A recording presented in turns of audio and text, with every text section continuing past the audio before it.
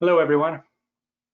Welcome to the IT security changes during quarantine workshop. We're going to talk about some of the, certainly you've seen a lot of changes, some of the changes that we've seen, and look at it from a security and technology perspective here. And with me is Bogdan Salamaka. He is our senior cybersecurity engineer, and I am Eric Vanderberg, Vice President of Cybersecurity. Both of us work at TCDI. Thank you, Bogdan, for being here, and thank you to all of our attendees.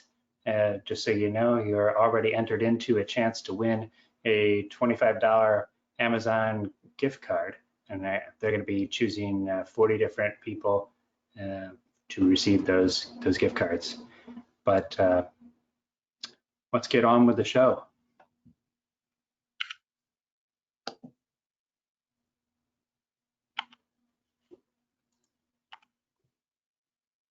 So let me talk through our agenda here first. First thing we're going to talk about is some remote work considerations, and then we're going to talk about incident response in the in a remote work situation. How would you do an investigation and the response efforts? And then how do we properly support remote workers and do so securely?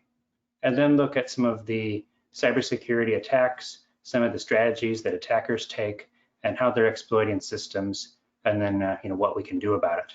And finally, we'll leave you with a few key takeaways. So if you don't get anything out of this at all, at least you'll get something from that last slide, right? Anyway, let's talk about remote work considerations. So first off,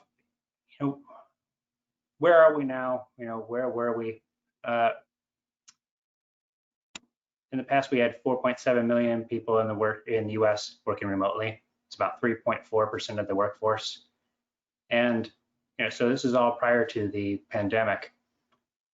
At that point, the average IT official, actually 90% of them, believed that remote work was not secure, so that there was some significant vulnerabilities and threats to remote workers. 54% believed that remote workers were at greater risk than those who were on site, and 93% had created remote work policies and procedures to help mitigate the risk. So we see some significant issues here prior to the pandemic.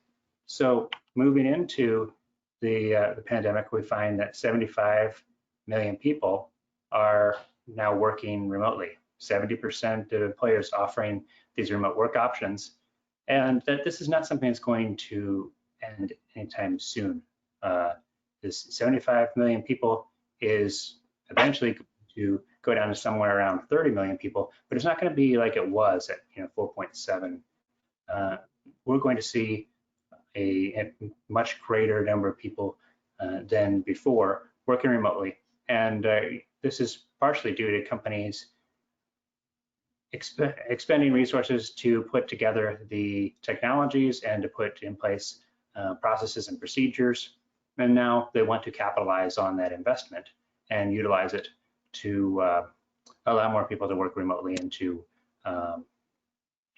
get more work done and save time and effort. But the issues that we're seeing with remote work are still going to perpetuate if they're not fixed now. So these are investments that you can make today. They're really going to have a long-standing impact, not only protect you during the pandemic.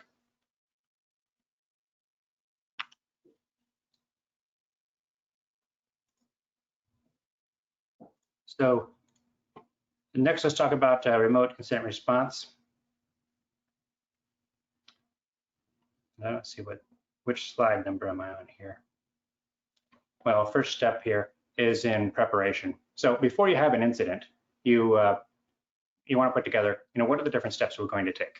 If you're in the incident response situation and you don't have a plan, well, you're going to be trying to figure out on the fly. And usually you might make some good decisions, but you're going to make some bad decisions too. That's not the time when you want to be trying to figure it all out, because time is money and time is damage during an incident response situation. the longer it takes you to recover, the longer you're down, the longer, let's say, a customer-facing website is not available, the more you're going to lose due to customer brand image, or this could be your ability to do business, or lost employee time when you're paying people but they don't have anything to do. So, these are all things that you want to try to avoid by having a proper plan in place that's going to guide the whole incident response effort. So it's going to say, who are we going to involve in this? This is more than just an IT effort, and it's more than just something that the business leader outlines. You need to involve a number of different people within the organization. Some of those include the IT staff, but also legal, knowing who do we need to notify if this is the case, or what are our obligations and liabilities here.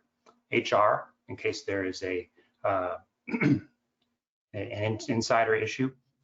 This can be your PR group. How do we do our external communication to stakeholders or customers? And then a variety of other people who may need to be involved, and certainly senior management to approve new expenditures or the overall approach.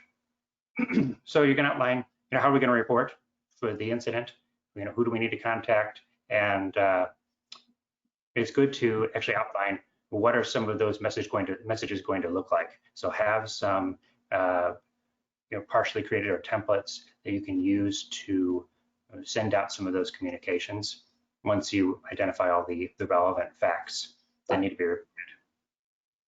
We always recommend you want to be the first one to announce this. If this gets out to the media or to some other group, they're going to put their own spin on it, and it's going to make you look worse. If you're the one who is able to report it, you certainly are in a much better situation than if this is suddenly reported and you're more responding to it rather than being the initiator here. So in order to do that, you need to have this plan in place. You need to be able to act on it quickly and effectively and know what to do. Yeah, and I want to jump in here with preparation. It is key, like Eric mentions, and I think the best example we have is it's been more than one occurrence where we would show up on site, boots on ground, immediate attention needed, incident response, things are encrypting, whatever it may be. We show up on site, and usually our first question is, okay, where's your incident response plan? Do you have anything documented? And I've had people look at me straight into my eyes and tell me, well, you're my instant response plan. So, we're definitely here to help in those situations. And, but, there's a reason why we ask for it, is because you want to be able to follow your company's policies and procedures when responding to certain incidents. So when we show up, then we're having to do a lot of the legwork that could have been done prior, as to identifying stakeholders and identifying who we need to be reporting to, and et cetera, et cetera. So yeah, definitely important. And that's a good point on knowing who to call too. So as part of that incident response plan, you're not likely going to be able to take care of it all in-house. You're going to involve other parties. And so having that all outlined, having a contract in place is going to be very helpful so that you can quickly get those groups involved and start fixing the issue rather than being affected by it. So next, let's talk about detection and analysis. Bogdan, you want to jump in here, or can you have me go?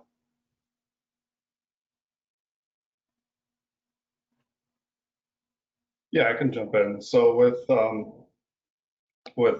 detection and analysis, usually when you have an incident that occurs, you don't want to be the person that's logging in at 8 o'clock in the morning and seeing that your entire drive map has been encrypted with ransomware, or you don't want to find out a month later that your payment of $400,000 or $500,000 went to some malicious actor out in a different country than your intended recipient or your intended clients. And that's actually an example from a call we had a little earlier. You typically want to get ahead of these things. And there are some tools that you can implement, technical controls from security software, so things like a security and information event management system or a SIM, data loss protection and prevention. and having a process and procedure of checks and balances for transactions that maybe exceed a certain value. Like for example, I've seen clients where they have, okay, any transaction that exceeds $20,000 with a wire transfer must go through these specific approval processes through these certain people by phone, not by IM, not by email, not by carrier pigeon, but by phone.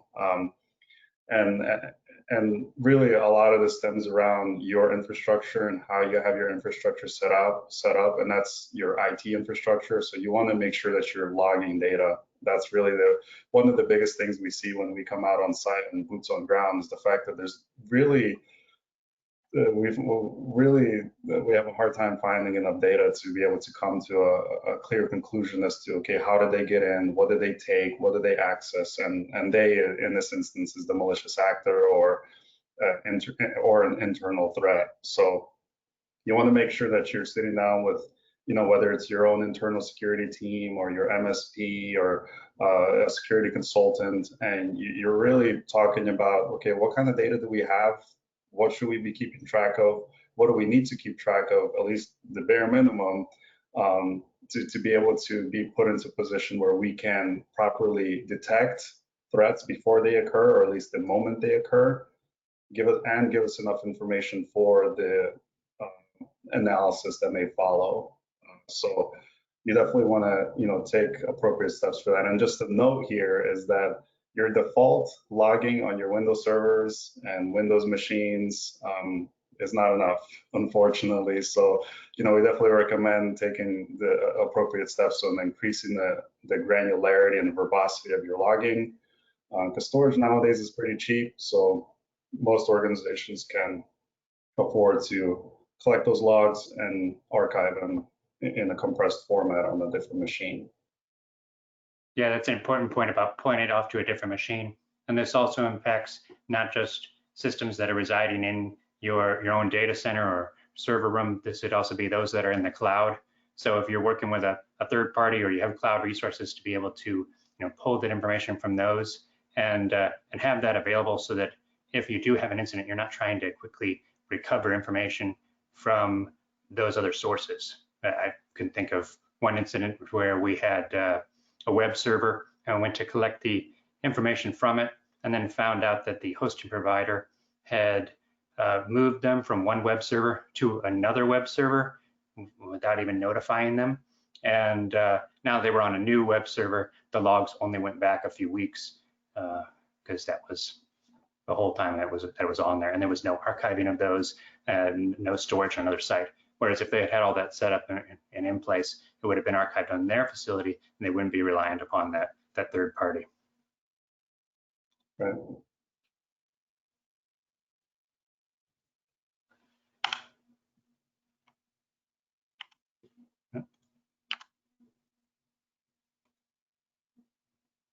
And then after detection analysis, you're typically faced with the task of containment. So hopefully by this point, you either received an alert, you received a call from someone that got an alert, whether it's a third-party provider or someone internally, and someone that monitors the system, or at least monitors the alerts.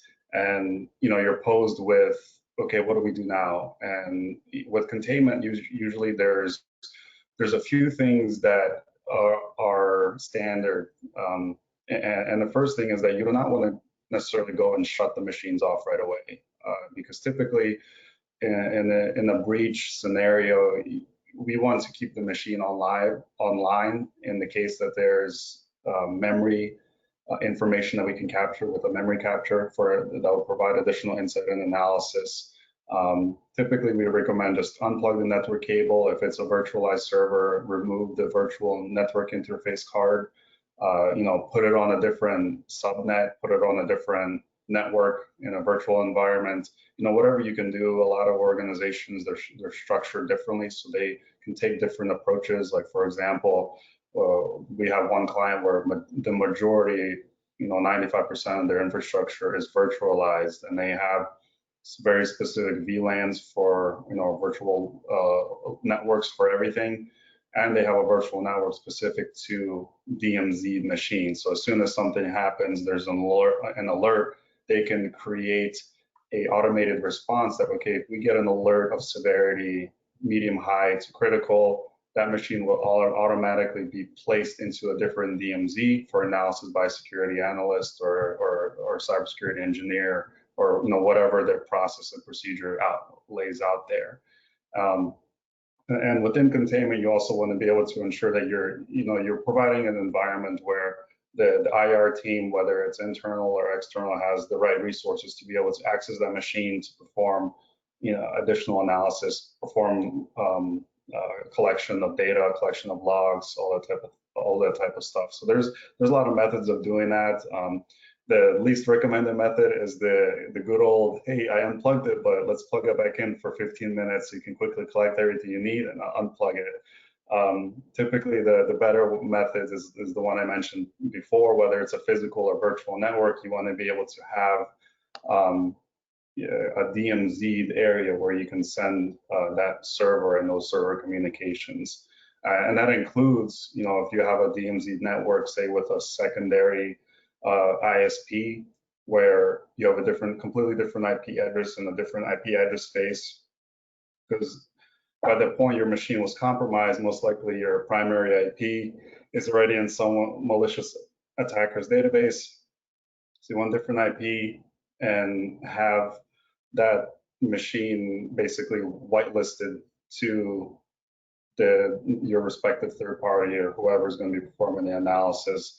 That way only they have access, they can get in, do what they have to do in terms of collections, and then get out, and you can do what you got to do to keep the machine secluded from everything else. So a lot of different methods, a lot of different methodologies, but there's certain things that still stay the same, and that's keep the machine online and remove all connectivity from the machine. So Bogdan, what if it's a machine at somebody's home, working remotely? Are there special things that we would do in that case? Yeah, I mean, it's very similar for that scenario. So say you get a call from Cindy at 8:30 o'clock in the morning, and she's at her home office with a laptop. Very similar, tell her to disable the wireless card on her machine. If she doesn't know how to, you typically can walk people through. There's a keyboard button or a keyboard switch on most enterprise laptops. And that's the recommended method.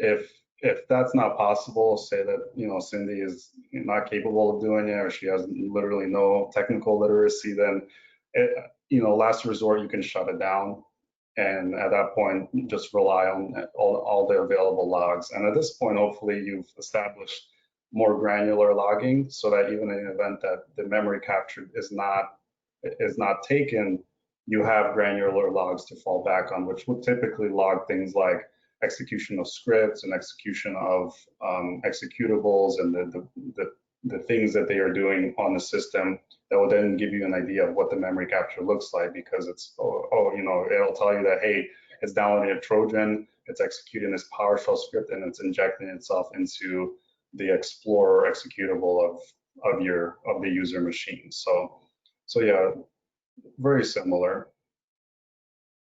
So once you've contained, usually next questions are eradication and recovery.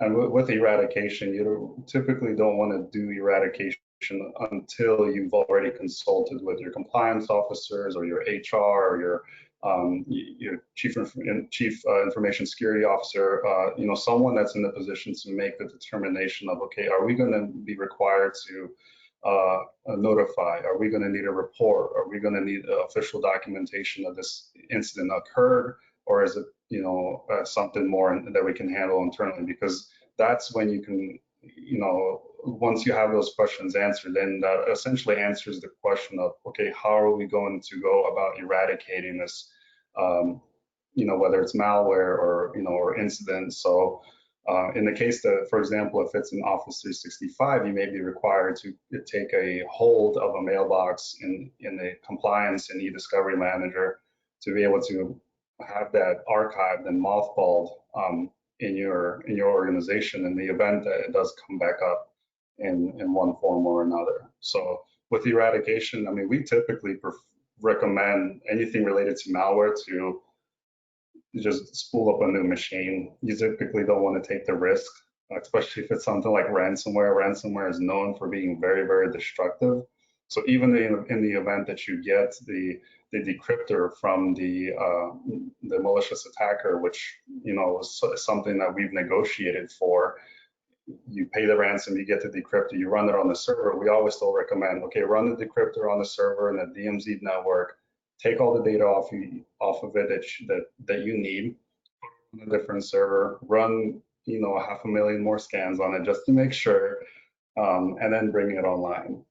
Maybe a slight exaggeration, but you definitely want to take every precaution you can, because once you start talking about the fact that, okay, we pay the ransom, now the attacker knows that you were willing to pay the ransom. Typically that information is then sold to other attackers where they'll target you, and you're on the radar basically, as a paying customer. So you want to take extra precautions. And then with recovery, again, it goes hand in hand. Wipe drives, in my last example with Cindy, give her a new workstation and take the hard drive out of that workstation, and either a third party or internally create a forensic image of it, something you can store and archive away, and provide her with a new laptop that is trusted and known to be clean and secure. That way you're not risking a reinfection of your entire network, which we have seen as well in the past. So yeah, while we're recommending wiping the hard drive, we got to make sure we get that data off first. We've seen plenty of scenarios where that's sometimes the first response by IT. We have an incident, wipe it all and restore from the image. Now we're good to go. But then you miss out on the whole investigation. We don't know what happened. We don't know if data was exposed, and so you lose all the evidence. And then you have to assume the worst, which is really not a situation you want to be in, because then if there was any, let's say, customer data or credit card information on there, so then we have to assume that all that's been exposed, rather than being able to determine if it really was exposed or not. Yeah. So then after the eradication and recovery phase, you're really jumping into the post-incident activity. Eric, I don't know if you have some points here, but I really just wanted to bring up one quick example before we dive into this. The post-incident is pretty important. You definitely want to be able to reevaluate, what was going on, what data do we have, reevaluate all your security controls. We had an instance where it was a financial institution, financial firm, and they were hit with ransomware, and it was pretty bad. I believe we were able to restore some other files. However, in the post review of everything that happened, as we were kind of discussing, okay, how can we reevaluate your security controls? What do you have going on in terms of next steps into making sure this doesn't happen? And their response was, well, this was the first time we really got hit with ransomware now in 14 years, and we really don't feel like we need to make the investment. Even if we get hit again in another 14 years, that doesn't really bother us. That's the approach they had to their post-incident activity. So definitely don't recommend that. There's always even little things that you can do that don't cost a ton to at least batten down the hatch a little bit further. Yeah, we've certainly seen repeat cases.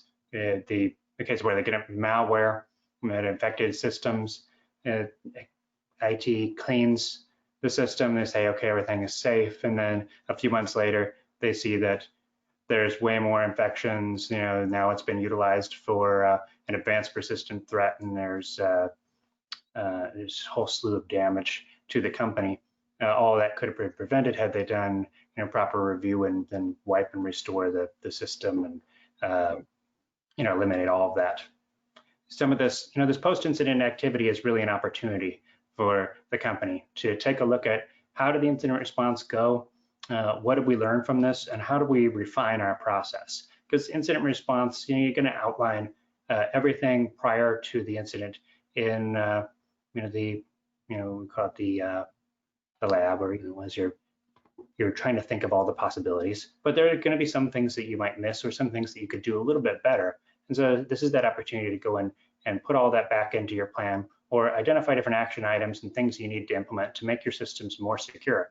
And a key part of this is not just going through and doing that, because some companies will do it. They'll go and follow this process, identify a bunch of different improvement actions, but the last step here is to assign responsibility for that, and then ensure that you do actually implement those recommendations. If your cybersecurity company or forensic company gives you some advice and says, here's some recommendations to improve security, they're doing that for good reason. So those are things you should consider, implementing, and put it down on the on the calendar. So we're going to get this done by this date, and here's who's responsible. And that's really the only way to get it done.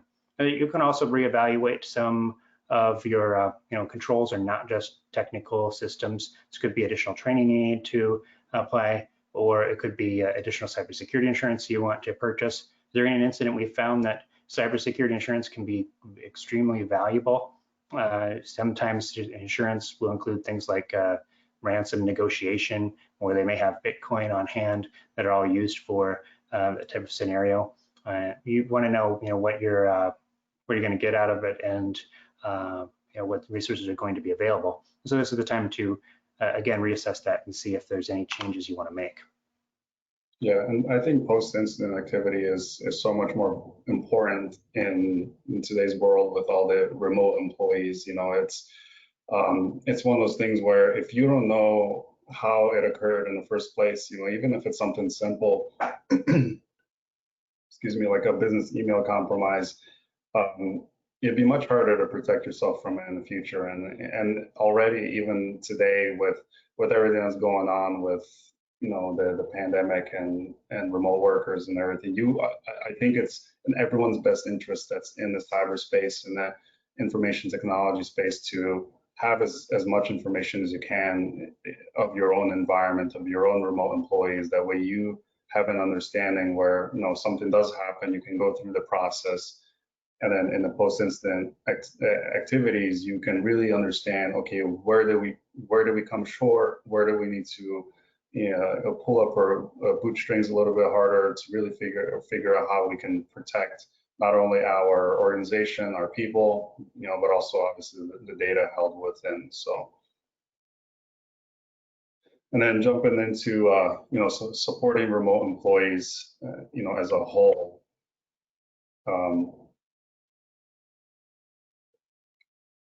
With everything going on right now, it's very important to assess your current technology and processes. Something that I've noticed ever since March, when all this kind of really started unfolding with remote workers, is that a lot of organizations, they are investing into various license levels for G Suite Business and Office 365 and other cloud collaboration platforms for email and office space and all that fun stuff.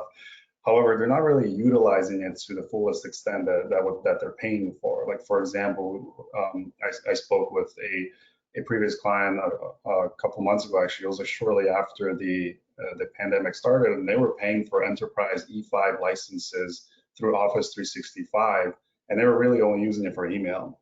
And with E5 licenses, you get almost 2 terabytes per user for OneDrive, I believe, and you get all this SharePoint fun stuff. You get everything you need to take almost your entire workforce to the cloud. And the cool thing about using those features within Office 365, for example, in this instance, is that you essentially already have your shares within OneDrive, and then you can use Microsoft Teams for collaboration, because a lot of the business email compromises that we've been seeing is a product of unnecessarily attaching emails or unnecessarily attaching files, PDFs, documents, spreadsheets to emails and sending it back and forth a number of times. So now you have like 6 versions of it. Everyone's got 7 different copies on their local machine, as opposed to using these features already included in your license within Teams, which then integrates within SharePoint and OneDrive. You send a link to someone, and then you can collaborate on a single file in a secured environment outside of your local space. So your employees are not downloading these files to their local machines. Even if it's a company provided machine, they're not downloading it to their local machine that's connected to a assumed hostile network. Always assume that the network that your employee is on is hostile. So what are you doing to defend yourself there? Because it's really then you're battling against the weakest link on their network. And who knows, they could have a Windows XP machine in the other room that's been running and hasn't been turned off for 10 years. And who knows what's growing on it, what kind of viruses and whatnot, because it's happened. It's something we've seen in the past.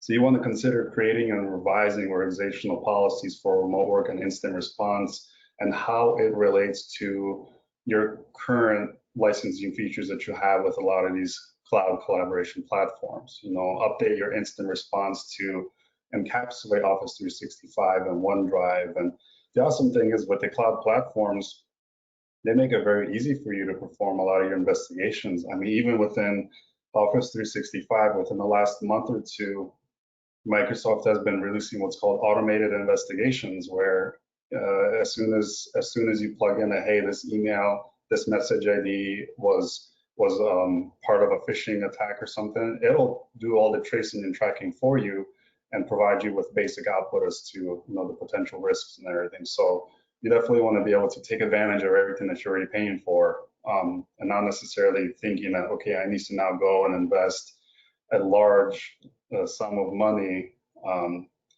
into some technical control, when in reality, most of the times we can leverage what we currently have to protect ourselves to a certain degree already. So it's definitely something to consider.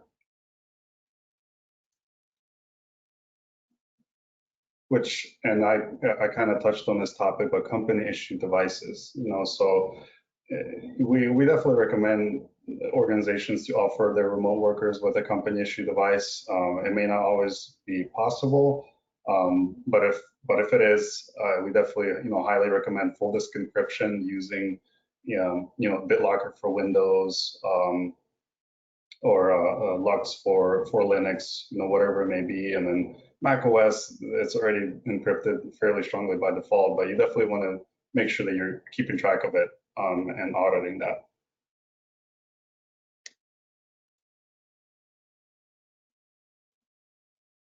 And then it comes down to your remote infrastructure. How are you going to provide this remote access to employees?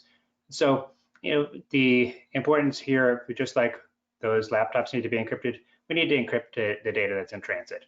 We need to establish a secure method of connecting in. This many times is a virtual private network, a VPN, or it may be something like, if you're using remote desktop, doing that through a remote desktop gateway. If you're just using remote desktop alone, and you've exposed those computers essentially to the internet with RDP, that is not encrypted. It's so easy to exploit. I see Bogdan shaking his head because we've seen it. We've seen it many times over with the exploits that are available, and attackers just get in. They're hopping on the server, and now they can do whatever they want. So you got to make sure that you're implementing the remote desktop infrastructure in a secure manner. When you implement a VPN, you want to make sure that you're not doing something that's called split tunneling. This is allowing the computer that's connecting in to have a separate communication to another network. So this could be, for internet access, browsing on one LAN and then basically going through the VPN only for accessing your network. This allows somebody to essentially connect into your network through the end user's network, and you really have no assurance as to how secure that is. Is it the XP machine that you said is sitting on the network, or is it the firewall that has never been updated there at the house? And all those things could allow somebody in, and now they're on your corporate network and maybe having the credentials of that user or other access. So I want to make sure that we're doing that. Now, some companies are implementing virtual desktops, keeping that within the cloud or within their data center, and then the remote users are simply connecting to those and utilizing that as the resource. This keeps the data transfer from the organization out to those systems minimized. You still need to protect that connection as well, make sure that that one's encrypted, but this can then at least alleviate some of the concern of having that data that might reside out on the remote workstations. So you also need a method of file sharing. Now the data is no longer going to be just stored in one place because users need to work on it. Are they working on it on virtual desktops, or are they working on those home machines? Are they utilizing it on different cloud resources?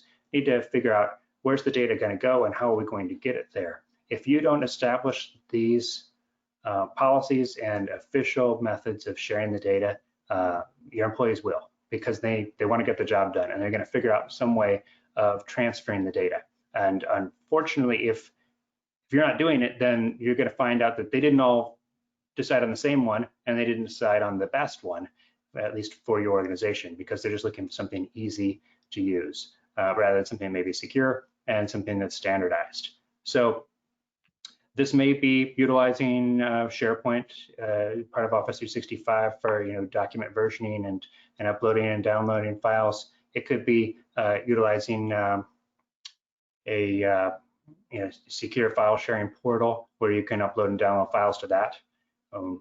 It may be sending it through email, but that's harder to find the data if this is for primary data transfer. Certainly you are going to be sending some data through email. We want to ensure that that data is encrypted. So utilizing something on top of your email system is going to encrypt that data. If you're using something like Office 365 or G Suite, they have built-in functions that you can utilize to implement that encryption. You just need to make sure that users are aware of that and they know how to use that encryption so that they're encrypting the data. Or it could be putting them into container files that are encrypted, or utilizing built-in application encryption functions. Now this is, you're pushing a lot down onto the end users. You want to enforce it with the technology as much as you can, and then make sure that users are educated to do the rest. Take this as far as you can on the technology side.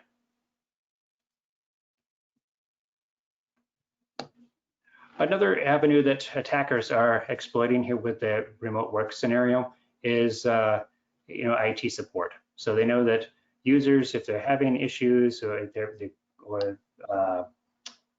if IT wants to communicate with them or fix some issue, they're getting these calls. And if you have a large enough company, you may not know all of your IT, or maybe you're using frequent contractors, it's easy for them to pose as IT. So make sure that people know, who are official IT departments, and how are you going to kind of authenticate those people, and what information can you provide to support. So they're well educated on that, and that support is also aware of it. And then make sure that your support is available, and that you make employees aware of when they can seek support, when it's going to be available, and how to contact support outside of normal business hours. We see employees working, flexible shifts, and at times that may be outside of the norm. Maybe they're helping take care of kids or do other things that, and so they have a block of time in the middle of the day where they're not working, but then they're working late into the night. They need to know how they're going to contact support even outside of those normal times. So all of these can help protect your employees from the fake IT support, and your IT to properly provide that service and help the employees during this time.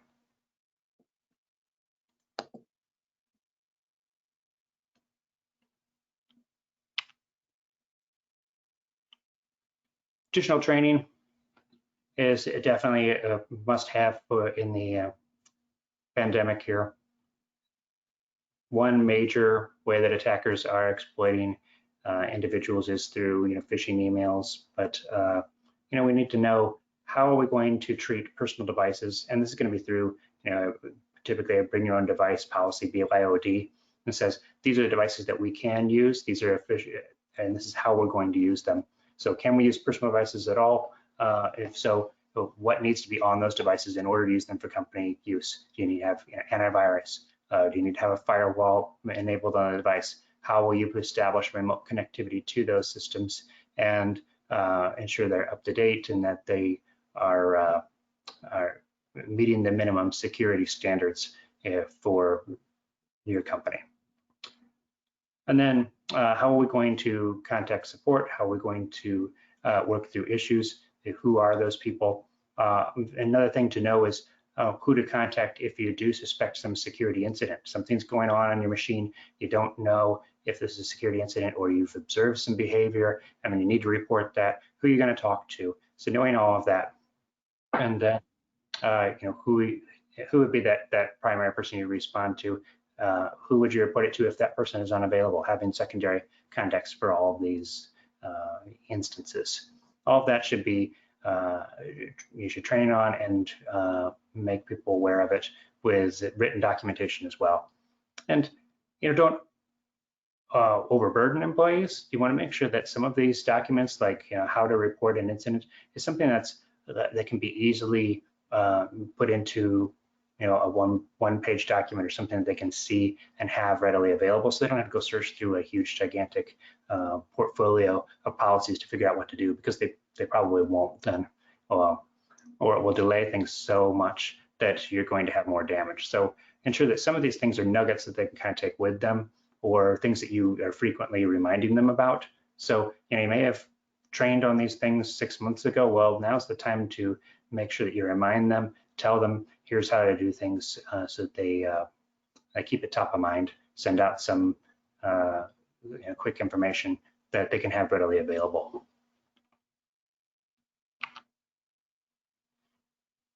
Next, we want to talk through some common cybersecurity attacks and strategies. These are some of the things that we're seeing on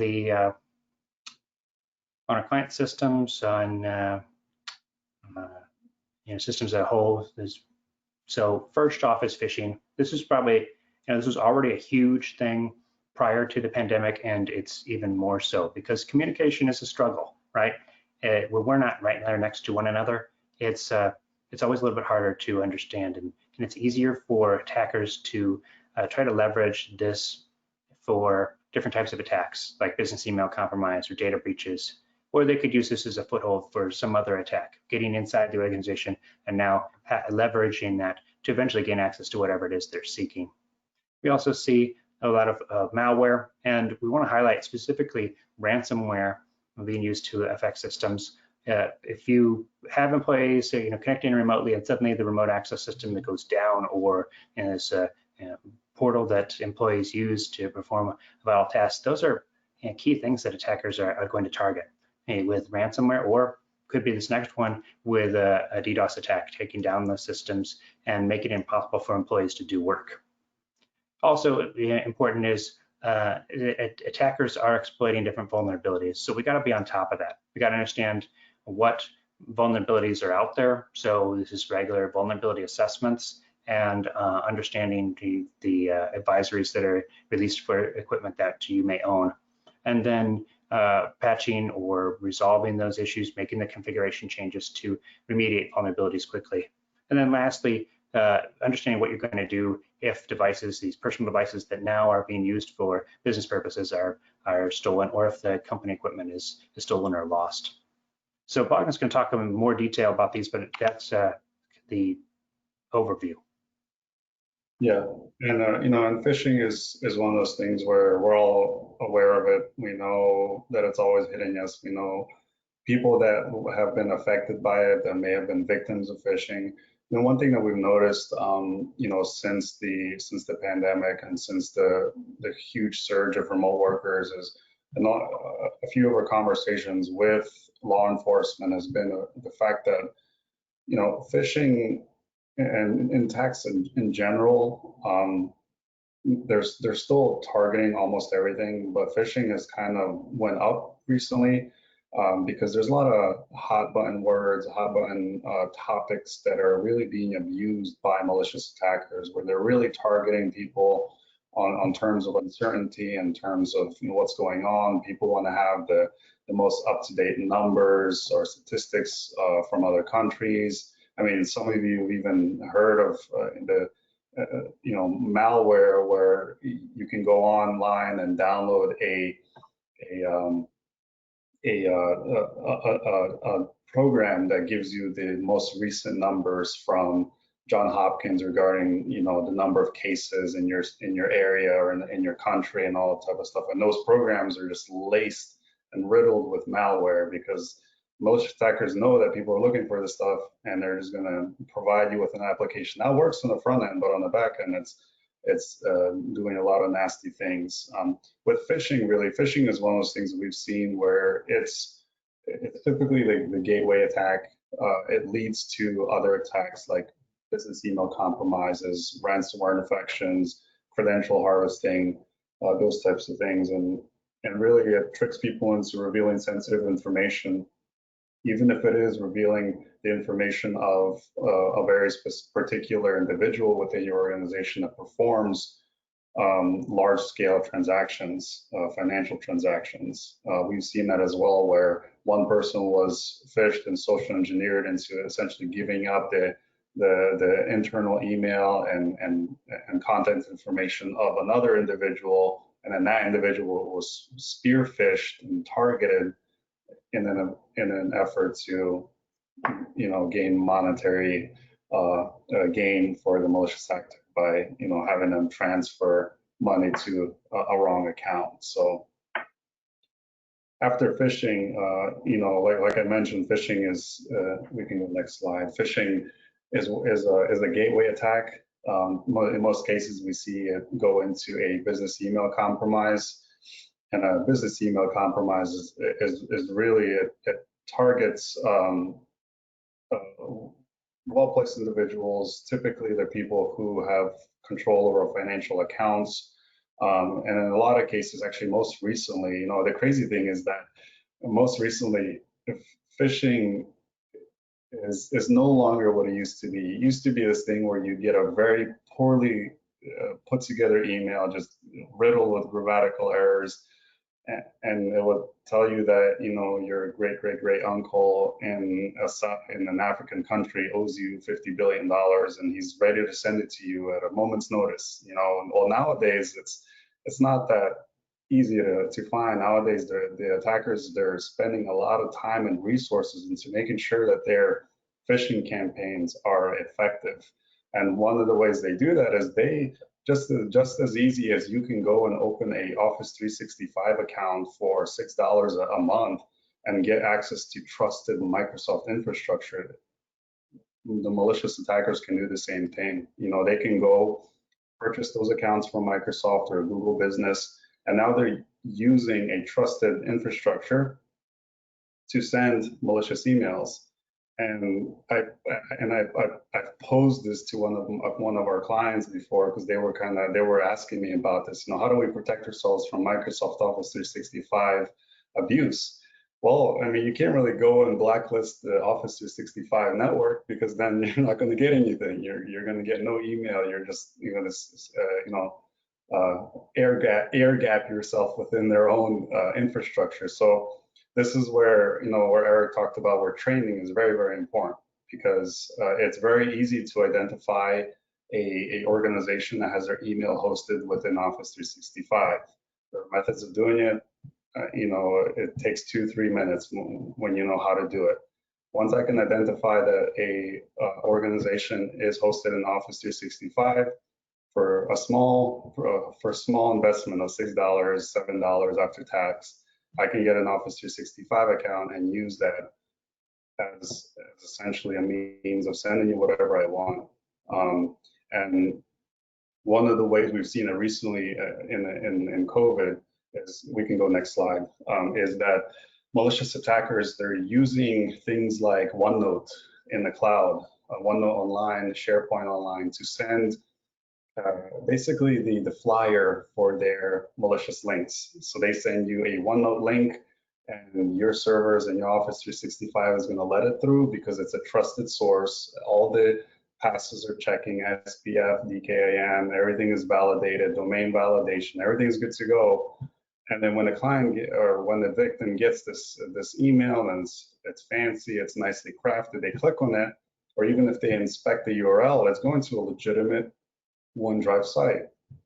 But once it takes them there, this OneDrive or OneNote page will be very, very, nicely organized, basically trying to social engineer them into clicking a different link, which will actually take them to the real phishing site. So there's a lot of ways they're doing this, and then, they're using that to propagate malware into organizations by using keywords like I mentioned earlier, related to COVID-19, related to remote workers. We've seen instances where malicious attackers are posing as IT support for an organization, and there's like, hey, we're your IT support, click this link and everything is fixed, and you just definitely want to be very aware of those situations. And I kind of hinted on some of the COVID-19 related malware out there in terms of those programs that track digits, numbers, and statistics and things like that. And this is one of those things where it's okay to be a little bit paranoid. So you take the approach of caution. We can go next slide. One of the big things that we've been seeing still, amidst everything going on, is ransomware. And there's a lot of things you can do to prevent ransomware, or at least have a plan in place to respond to ransomware in an effective manner. Some of the things that we recommend upfront is just to update your software and operating systems. Remove low-hanging fruit. This example I gave earlier of the Windows XP box on someone's home network, get rid of it. Just honestly, I think it wouldn't be out of question for you to ask your employees to, be like, hey, do you guys have Windows 7, Windows XP machines on your home network?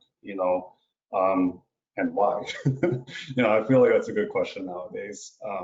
That's definitely shouldn't turn in your heads. Implement principle of least privilege for all your accounts. You definitely don't want to have your employees, your remote workers as local administrators on their home workstations, or at least the ones provided for the organization. You want to use logical and physical network segmentation for your infrastructure. So in the event that your remote workers are VPNing in, you can even separate it out so that your HR and your billing and your engineering and all those different departments can be on separate virtual networks. And then on your end, you're tying the networks together to make sure that everyone still has access to shares and all that type of stuff. That way you're taking you're going the extra mile to make sure that you're protecting traffic within your environment. Another huge thing is automating response to malware, ransomware, or other malicious activities. Like I mentioned earlier in an example, there are methods of implementing automation where if a server or a workstation is showing signs of malicious activity, whether it's signature-based or heuristic-based, where a certain action can be performed on a machine. And in most cases, it's just disabling, removing the network card or virtual network interface, and then alerting the appropriate people within your incident response plan. And then obviously more frequent training. Don't click on everything. Train your employees and remote workers to be vigilant and to promote a culture of security and culture of being aware of the threats that are out there.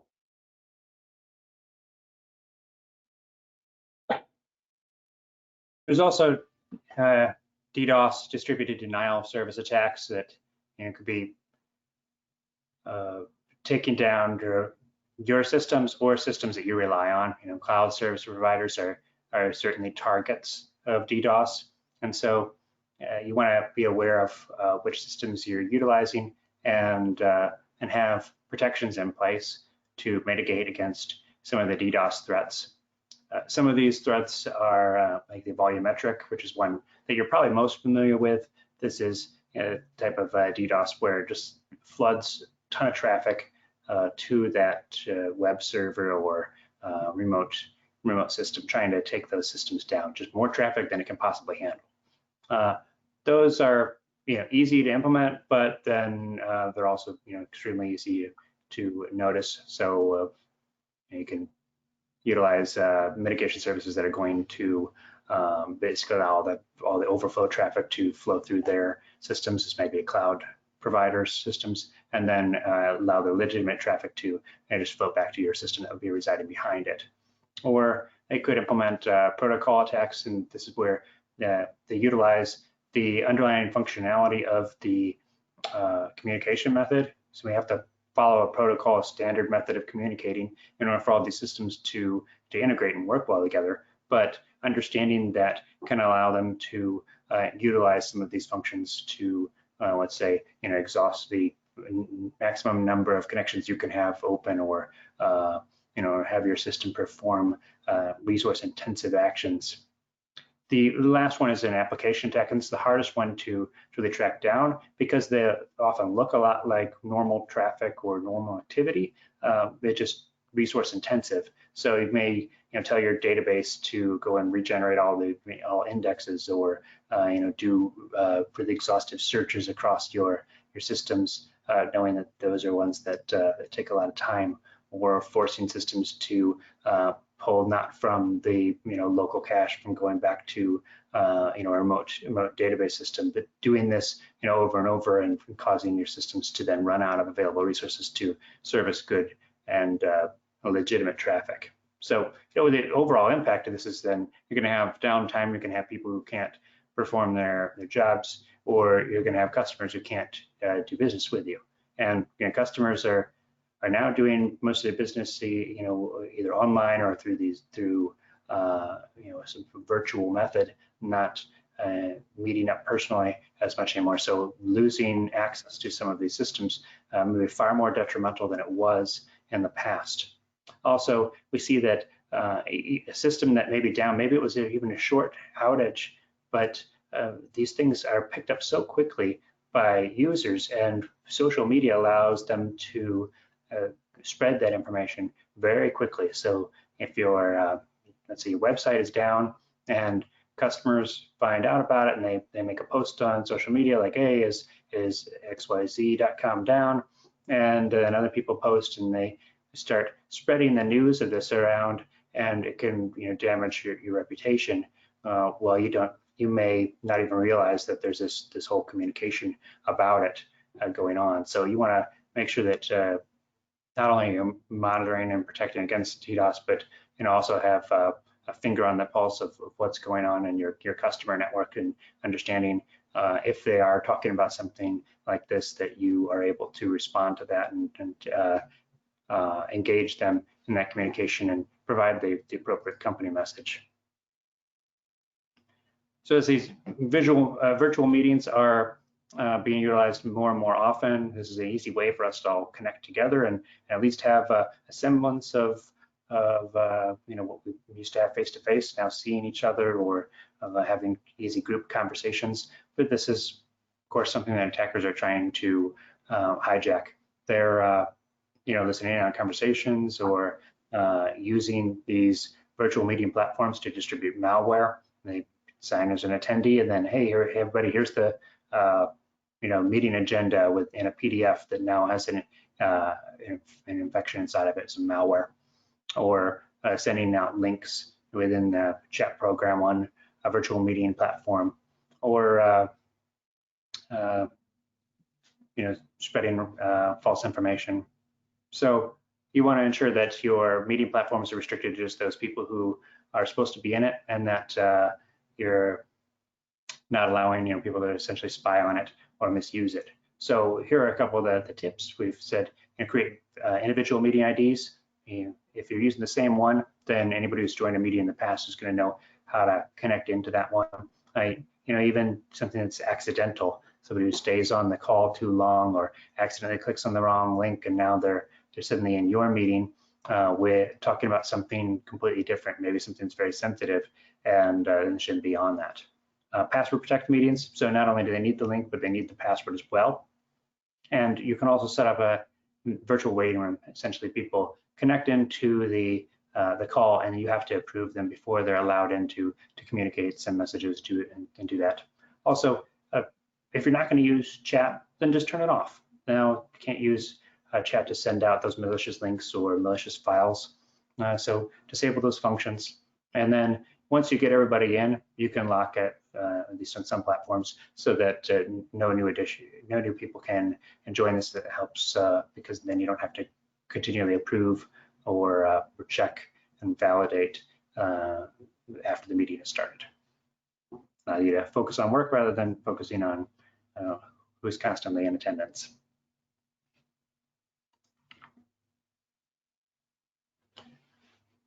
Mentioned different vulnerabilities that are out there for systems. And constantly, attackers are finding new ways into systems.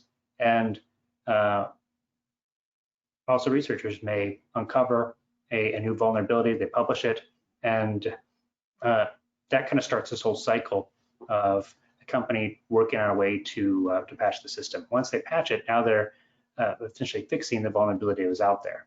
So you may be running that software. You need to make sure that you're applying the patch to fix the vulnerability. Otherwise, you're still going to be susceptible to whatever that vulnerability is. And that could allow attackers to get into your systems to steal data, to corrupt your data, or modify your system so you're making poor decisions. These are all different threats that could be realized with vulnerable systems. What we found, and I should say what CSO Online has published, is actually that 60% of data breaches involve vulnerabilities that had available patches. So these are just things that you could have patched and prevented that incident, but because the patch wasn't applied, now that data breach happened. 60%, so more than half of these data breaches could have been prevented if those systems were patched. So we've got to ensure that you have a good patch management system, that you're applying the patches regularly, that you're validating that too. And you may have the system supposed to apply the patches. If it's automated or if you're deploying them manually, you want to ensure that afterwards you're going through some validation process to ensure that yes, indeed those were patched and were up to date. So that you don't have that one system that, whoops, I forgot about that one, and now it hasn't been patched for the last few months, and that's the one that they use to get in. It's a tough job being in IT because it just takes one slip up. So it could be that one machine you forgot about, and that's the one that will allow them access to the network and get in. Next would also be, setting up these alerts. And help yourself by having automated systems that are going to tell you if systems are not up to date, and also prevent systems from accessing the rest of your network. This could be like network access control. If your remote systems try to connect into your office network and then don't have appropriate updates, then we restrict them from connecting to all the resources until they are updated. So these are all technical systems you can put in place to help prevent that unpatched system from communicating and operating on the rest of your network. Next would be this transfer of data. We want to ensure that if we are transferring data onto systems, let's say you are putting it onto a USB drive or transferring it to a laptop or emailing out, no matter what, that you're going to be encrypting that data. If you're putting data onto an unencrypted device and that's lost now, well, one, you should assume that that data has been exposed, and so you're going to have to potentially give a data breach notification, go through an investigation. We see here 46% of employees admit to transferring data between their work and personal devices while working remotely. Is that encrypted or not? We know in the legal and regulatory requirements, they establish that you need to have encrypted data storage devices when you're transferring data remotely, and you have to have encrypted communication channels. So some things that you can do. One would be data loss prevention. These are systems you can implement on servers, workstations, and they're going to apply policies that establish how can the data flow between those devices. And then you can enforce that. You could either audit it or enforce it. Audit would simply say, I'm going to watch for actions that I don't approve of. So now, let's say somebody's emailing files to their Gmail account or uploading to a cloud account, and you don't allow that, then it would alert on that, send you an email. Or you can block, and so as soon as they try to upload to that cloud account, it just doesn't work for them. And also you would want to get an email letting you know. So we had mentioned earlier, secure file transfer methods, having some mechanism in place that's going to allow you to transfer data easily and efficiently so that you don't have these outside mechanisms being employed by your employees and working essentially around your organizational policies. You also want to be able to remote wipe systems that are lost or stolen. So if this is a laptop, a tablet, a phone, having like a mobile device management software in place, or as was mentioned earlier, understand what licenses you already have in place. If you're using Office 365, there's built-in functions to be able to wipe email or portions of systems that connect in to retrieve their email. So understand what systems you have, implement mobile device management or other mechanisms to be able to wipe those devices. Implementing two-factor authentication is also extremely important. This is going to reduce the impact. If a credential, username, and password is stolen, then they're going to need to have this other factor. Maybe that's the cell phone or biometric. Typically, it's a cell phone or an app that's utilized on the phone to allow them connection into the system. And then ensure that you are requiring passwords on those devices. So tablet, phone, laptop, all of those, that they have a secure password. If somebody can just get onto the machine, they may be able to leverage systems that are already connected. If you are already connected to a workplace, or you have apps that have stored credentials, then those would then be exposed. So having each of these layers. Of course, we recommend that you're not storing all of those passwords, you're not caching those credentials, so that malware or other devices can't utilize that. Next, we want to talk about the Wi-Fi. Bogdan, tell us about some things we can do to secure that. Yeah, so with Wi-Fi, Wi-Fi is one of those luxury technologies. It's very convenient. You open your laptop at home or around the Wi-Fi network that you've previously used, and it'll just automatically connect. But with that convenience and luxury, there's some risks, obviously, and with remote work, avoid using public Wi-Fi may be easy, since many of us, we may not be traveling to, or just generally in general traveling, or we may not be using Wi-Fi at cafes and public spaces that much, as we just want to get out of the house. However, there are some concerns with Wi-Fi, and I want to give you an example. I think it'll maybe provide the most value. So there are methods of essentially driving through a network or driving through a neighborhood, identifying a network, and then spoofing that network with what's called a hacked access point, or a clone access point, or a Frankenstein access point. There's a lot of terms for it, but essentially I consider my car maybe across the street or the street over, and essentially duplicate your Wi-Fi network, assuming it is insecure to some degree, and then force your local workstations and your phone or your laptop or whatnot to connect to my router in my car, and then that would be connected to like a 4G hotspot, and then that would send you out to the internet. So in this scenario, essentially, you open up your laptop, I force your laptop to de-authenticate from your real Wi-Fi in hopes of having it authenticate with my hacked access point. And because my hacked access point is connected to a 4G modem, you technically now have internet still. So you may not even notice that, hey, something's goofy going on because I'm connected to Wi-Fi, but I have no internet. You're going to have internet.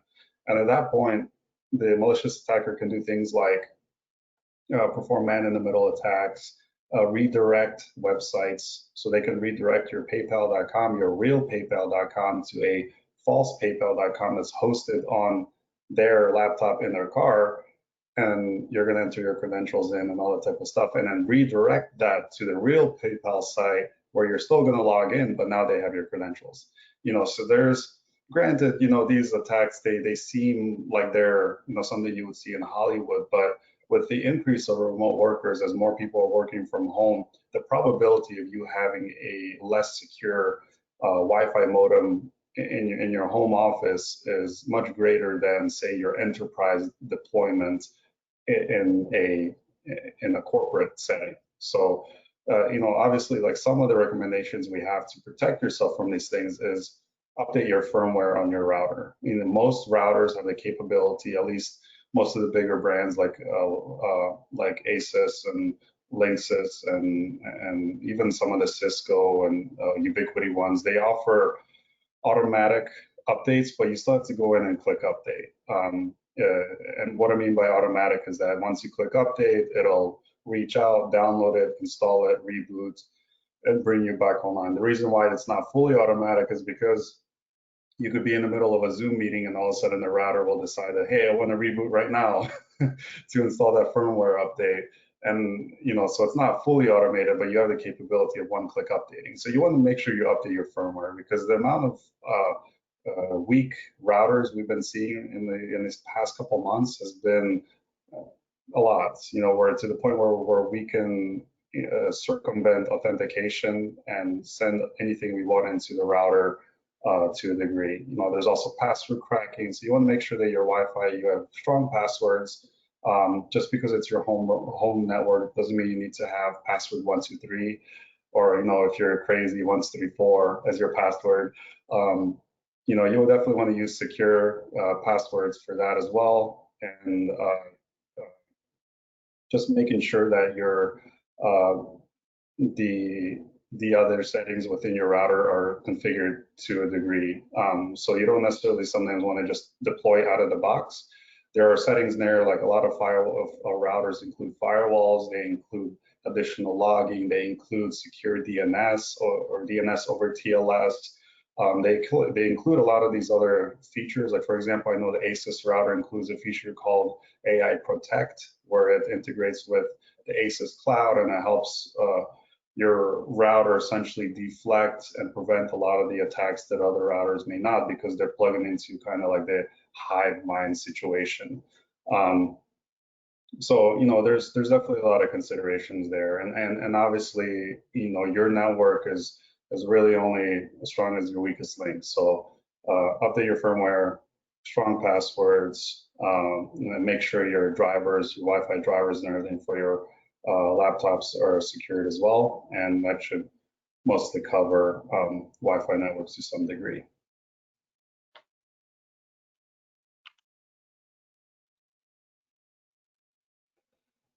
So last, we want to cover just some key takeaways, just a key item, a few key items that, if you zoned out for the entirety of the presentation, right now is a good time to maybe zone back in and just take a few key points away. So like I mentioned already, the first one is really to protect yourselves by removing the weakest link.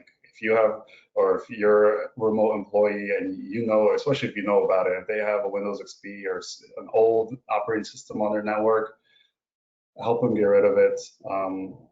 You definitely want to remove the weakest links, and that includes things like having a single account that you made for Office 365 for a specific, maybe third-party contractor or something, and they don't have MFA enabled because it was just inconvenient at the time. Like when you start taking risks like that, your entire infrastructure is only as strong as that one account now that doesn't have MFA enabled, and who knows how strong the password is.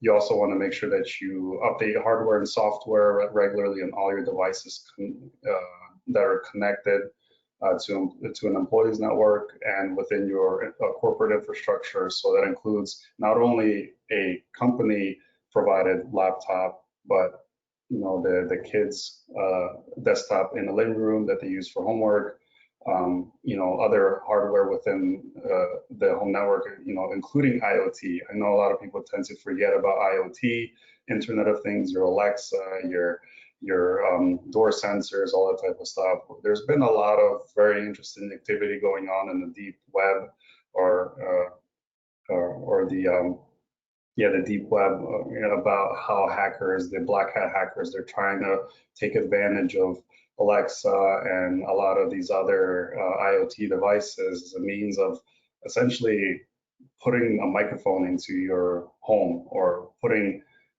other listening devices into your home, or even metrics. That way they can track your activity, so they know when you're not using your laptop even, and then they can take control, things like that. And then Eric, if you wanted to touch on the other 2 points. Yeah, I remember with that Alexa and Ring and everything else, people walk up to the door, Alexa, open up the door. Yeah. Yell it loud enough, right? Yeah. So yeah, we also want to review and assess the technology that we have and ensure that we have secure methods, that they're encrypted in transit, that we're encrypting the devices that are used to connect in, and that we're utilizing that technology effectively. And we want to be able to provide a method for users to exchange files, to communicate and collaborate and work, and have that be a company sanctioned method, so that they're not working around the issue and establishing their own methods of communicating. We want to be able to have policies that enforce the data flow and that encryption throughout, and ensure that you have a copy of that data, and that versions aren't floating around on 10 different workstations, that they're there in a single repository that's backed up, that's secured, that's protected from all these different threats. So I think those are some great takeaways. We're going to take a few questions here in a sec. Just as a reminder, so I'm Eric Vanderberg and Bogdan Salamakov, and the two of us are both with TCDI. So we do computer forensics and incident response. We do managed services around security. This includes everything from monitoring and management of security systems, and a variety of CISO on demand, like your virtual chief security officer. We also do assessments to evaluate your company against different criteria, if it's compliance or security standards. So we have certainly a wealth of information. Happy to we could be here today to share some of that information with you. And now we're going to take some of the questions. I think the first one we had, Bogdan, you want to take this one, was on virtual desktops, and kind of a question on efficacy of using those when working with multimedia. Yeah, so the question came in. It was, with the increased need of multimedia collaboration with remote workers, quality drops tremendously when sending video audio through virtual desktops and/or VPNs or VPN channels. And the alternative seems to weaken each company's security posture, i.e. split tunneling. Have you seen the same trend? And that's true. There are some considerations to make there when you have VPNs that disable split tunneling, and now you're essentially moving all your Zoom and your GoToMeeting and all your video conferencing communications over a VPN.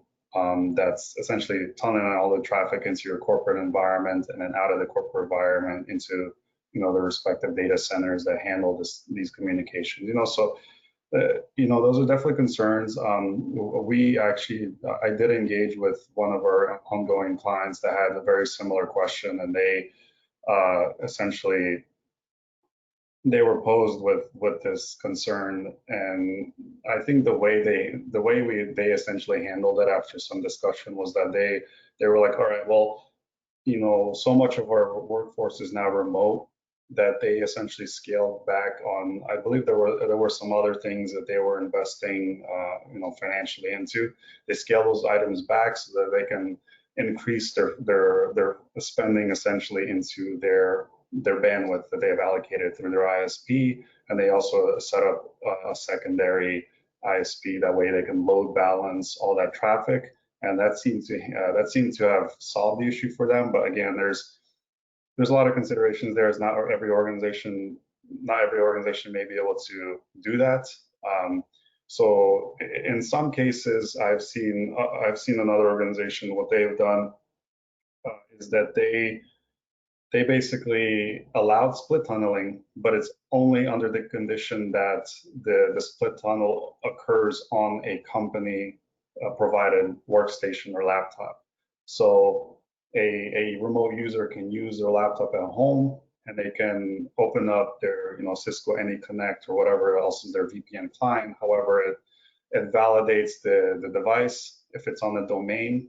It allows split tunneling. That way they can tunnel, a conference call traffic and other multimedia traffic out, like VoIP and Microsoft Teams, all that type of stuff out of the local network, and then anything pertaining to corporate infrastructure such as shares and other internal resources, those go through the VPN. But there's still risks with that, but I think they took extra precautions on making sure that they're establishing the right technical controls to make sure that they're implementing local Windows firewall rules to essentially route traffic or particular traffic to their particular network adapter, if that makes sense. So hopefully that answers the question, but to answer your actual question is whether we've seen a trend is yes. That's a common question that I've seen working with some of our existing clients is, hey, how do we make our 10 megs down and 10 meg up net connection work, without split tunneling and sending all that Zoom traffic into your network? So there's workarounds, but again, I think it goes back to your own internal policies and procedures and the level of risk you're willing to take. Eric, I don't know if you had some input on that. Yeah, I think you really hit on the bandwidth constraints and all that. There's other resources in play too. So if they initially designed the network to work for just a few people, and now they have a lot more on that system, they're maybe running out of resources, or just when you're in the design phase, you're going to look at what kind of work are we going to be doing on these machines. If this is for creative work that requires higher graphic and graphics or processor power, that you're going to allot those resources to it, and that you're going to have proper distribution of those resources. You don't have a ton of heavy users of CPU out on the same machine, that you're distributing those on ones where it's lower, and help balance that traffic and kind of shape your network around it. Let's see, do we have any other questions? Looks like I don't see any other questions here. So we're going to be on another presentation tomorrow morning at 9 a.m. talking about penetration testing, and not all penetration tests are created equal. So definitely, if you enjoyed this one, come join us again tomorrow. If you didn't enjoy it, hey, give us another chance and come tomorrow. Pleasure being here to talk with you. Thanks. Yep. Thanks for having us.